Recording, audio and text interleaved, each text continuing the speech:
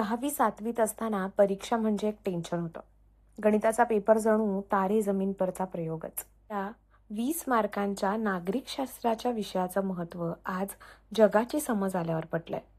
स्वच्छ परिसर, शिस्त आणि जबाबदार नागरिक बनणं हे खरं तर प्रत्येक देशवासियाचं पहिलं कर्तव्य आहे. आपण ते कधी निभावणार? नमस्कार, मी अभिवाचक श्वेता म्हसकर. सादर आहे साहित्य चपराक मासिकातील माझा लेख 20 गुणांचा विषय. अगदी लहानपणापासून म्हणजे 6वी 7वीत असल्यापासून परीक्षा सुरू झाली की मनावर एक प्रकारचं दडपण यायचं. त्याआधी 4थी 5वी पर्यंत परीक्षांची इतकी समज नव्हती आणि तोपर्यंत मी अगदी हुशार विद्यार्थिनी होते असं माझ्या आईचं ठाम मत होतं. पण 6वी 7वी पासून मुलांच्या मनात 10वीच्या बोर्डाची परीक्षा नावाच्या एका भूताची भीती घालण्याची पद्धत तेव्हापासूनच रूढ होती. मुले आत्तापासूनच अभ्यासाला गांभीर्याने लागतील असा पालकांचा त्यामागे एक भाबडा समज असायचा. अर्थात आम्हा मुलांचा अभ्यास हा कायम परीक्षेचे वेळापत्रक हाती आल्यावरच सुरू व्हायचा. माझ्यासाठी मराठी, हिंदी, संस्कृत, इतिहास, भूगोल हे विषय फार काळजीत पाडणारे नव्हते. खरी भीती वाटायची ती विज्ञानाची आणि त्याहीपेक्षा जास्त गणिताची. गणिताचा पेपर समोर आला की भरल्या परीक्षा हॉलमध्ये मला दिवसा तारे दिसायचे. जणू काही तो माझा स्वतःचा तारे जमीपरचा प्रयोग असायचा. मुळात भाषेबद्दल कायमच प्रेम असल्यामुळे मराठी, हिंदी विषयांचा कधी त्रास झाला नाही. पण या सगळ्यात माझा एक आवडता छोटासा विषय असायचा, तो म्हणजे नागरिकशास्त्र. इतिहास आणि भूगोलाच्या सोबतीने पाठ्यपुस्तकाच्या शेवटी अवघ्या काही पानांचा आणि 20 मार्कांचा हा विषय. त्यावेळी वाटायचे फक्त 20 मार्कांसाठी हा विषय कशासाठी शिकवत असतील. पण आज जगाची समज आल्यावर मनापासून वाटते की संपूर्ण देशातल्या प्रत्येकाला 100 मार्कांसाठी हा विषय पुन्हा पुन्हा शिकवण्याची नितांत गरज आहे. नागरिकशास्त्र म्हणजे सिव्हिक सायन्स.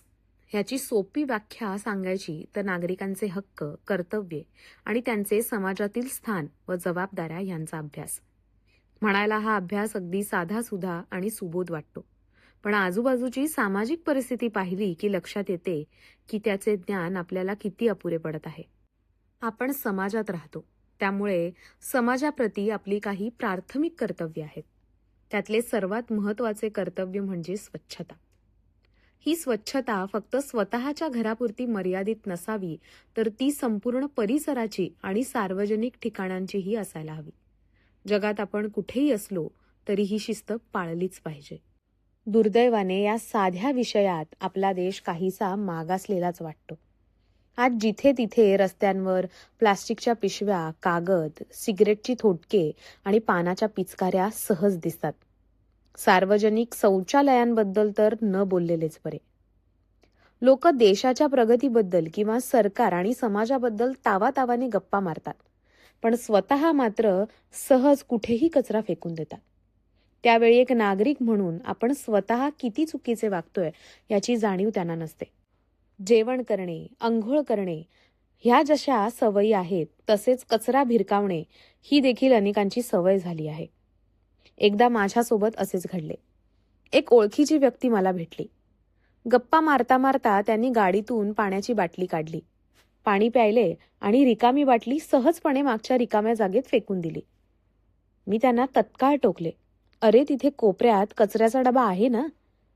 त्यावर ते अतिशय सहजपणे म्हणाले, अगं नको काळजी करू, डोंट वरी, सकाळी साफसफाईवाले येतात ना.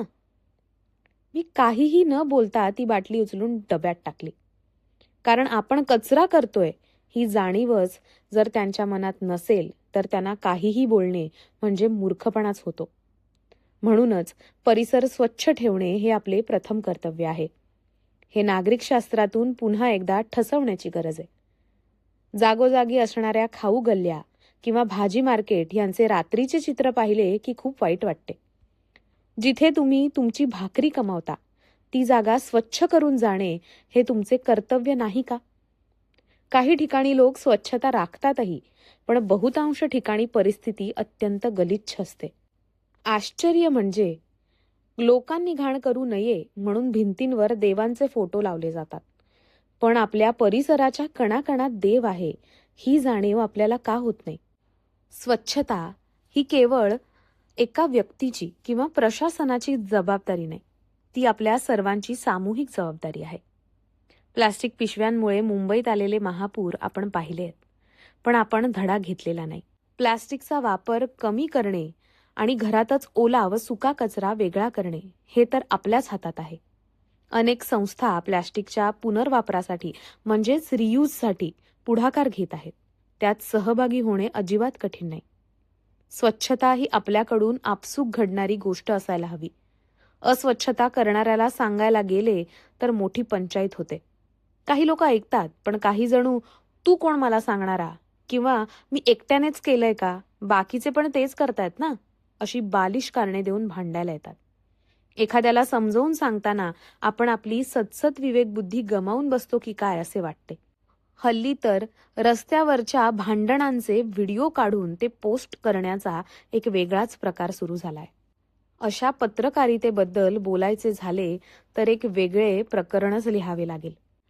आज आपण पाश्चात्य संस्कृतीचे अंधानुकरण करतोय, पण तिथली शिस्त मात्र घेत नाही. परदेशातील वेस्ट मॅनेजमेंट आणि सार्वजनिक स्वच्छता खरंच कौतुकास्पद असते. एखादी जागा किंवा तिथली माणसं यांची पर्सनल स्पेस आणि शांतता जपली पाहिजे, हे आपले प्रथम कर्तव्य आहे. भारतात तर शांतता या शब्दाचा विचार मिरवणुका आणि रॅलींमध्ये अजिबात केला जात नाही. मोठ्या आवाजात डीजे लावणे, फटाके फोडणे आणि प्रचंड घाण करणे म्हणजेच आनंद व्यक्त करणे, अशी एक विचित्र विचारसरणी समाजात पसरली आहे. सत्ता आणि पैशांच्या जोरावर हवं तसं वागणाऱ्या लोकांमुळे मला पुन्हा पुन्हा त्या नागरिकशास्त्र विषयाची आठवण येते.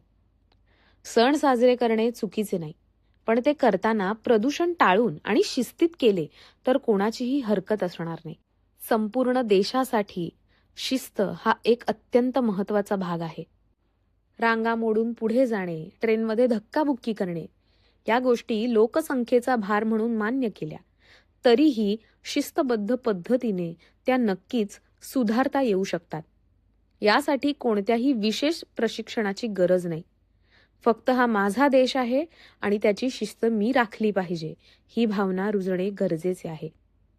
रस्त्यावर थुंकताना आपण विसरतो की तो रस्ता आपल्याच पैशातून तयार झालेला आहे.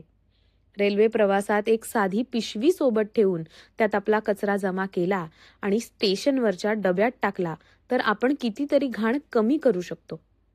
मुंबईसारख्या शहरात पार्किंगचा तर एक मोठा स्वैर कारभार सुरू असतो. मोठी गाडी रस्त्यात कुठेही उभी करून गायब होणाऱ्या लोकांमुळे ट्रॅफिक जाम होतो आणि इतरांना त्रास होतो. पार्किंगची जागा कमी आहे हे मान्य केले तरी आपला सिव्हिक सेन्स वापरून आपण इतरांना होणारा त्रास नक्कीच कमी करू शकतो. नागरिकशास्त्र म्हणजे फक्त कर्तव्यच आहेत का? मग हक्कांचे काय? असा प्रश्न अनेकांना पडेल. हक्क मिळायलाच हवेत, त्याबद्दल दुमत नाही, पण आपली कर्तव्य पार पाडायला सुरुवात तर करूया. हक्काची लढाई पुढेही सुरूच राहील, पण कर्तव्यांमुळे जर आपले जीवन सुखकर होणार असेल तर सुरुवात स्वतःपासून का नको? चला, आपण एक उत्तम नागरिक बनूया.